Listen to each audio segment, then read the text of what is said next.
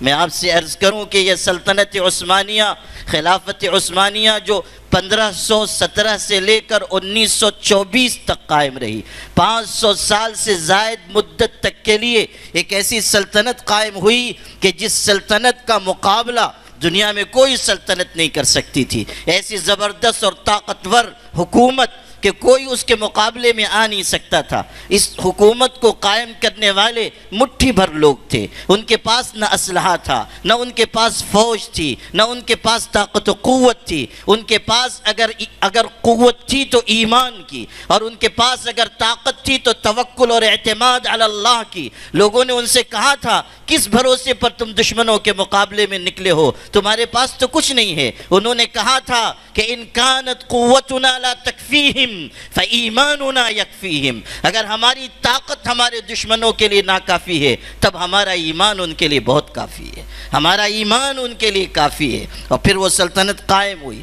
آپ کو جو بات سنانی تھی وہ یہ کہ 500 سال تک سلطنت قائم رہی، اور پھر اپنوں کی بے وفائی اور دوسروں کی الغار کی وجہ سے وہ سلطنت ختم ہوئی، ٹوٹی۔ اس میں مسلمانوں کی بے وفائی اور ان کی غداری شامل تھی۔ ابھی یہاں ذکر ہو رہا تھا، ہمارے خالد بھائی نے بھی کہا، ہمارے یہ جناب نثار صاحب انہوں نے بھی ارشاد فرمایا، یہ بات سچی ہے کہ ہم کو ہمارے سوا کوئی زیر نہیں کر سکتا، ہم کو ہمارے سوا کوئی شکست نہیں دے سکتا۔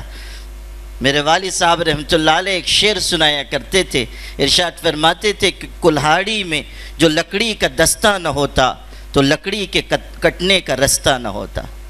کلہاڑی میں جو لکڑی کا دستہ نہ ہوتا تو لکڑی کے کٹنے کا رستہ نہ ہوتا۔ ہم کو ہمارے سوا کوئی زیر نہیں کر سکتا۔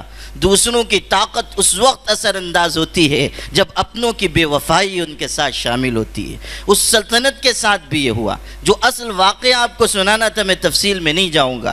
آخری سلطان عبد الحمید جب چاروں طرف سے حالات میں گر گئے تو دشمنوں کا نمائندہ ان کے پاس آیا، یہودی، عیسائی اور تمام طاقتیں مجتمع تھیں۔ انہوں نے یہ کہا کہ سلطان آپ ضد چھوڑ دیجئے اور ہمارے مطالبات مان لیجئے، ورنہ آپ کی سلطنت بھی ٹوٹے گی اور آپ بھی برباد ہو جائیں گے۔ اور آپ کی حالت اس وقت وہی ہے جو 32 دانتوں میں گھری ہوئی زبان کی ہوتی ہے۔ تو وہ باغیرت حکمراں یہ سن کر مسکرایا، اور اس نے کیسا ایمانی جواب دیا، فرمایا کہ میں بھی جانتا ہوں کہ سازشوں نے چاروں طرف سے مجھ کو گھیر لیا ہے، سلطنت بھی خطرے میں ہے، لیکن تمہارے مطالبات ہرگز نہیں تسلیم کروں گا، مر جانا پسند کروں گا، مگر کفر کے آگے سر نہیں جھکاؤں گا۔ رہ گئی بات اس کی کہ تم یہ کہتے ہو کہ ہماری حالت وہ ہے جو 32 دانتوں میں گھری ہوئی زبان کی ہوتی ہے، تو سن لو، قانون قدرت یہ ہے کہ 32 کے 32 دانت گر جاتے ہیں،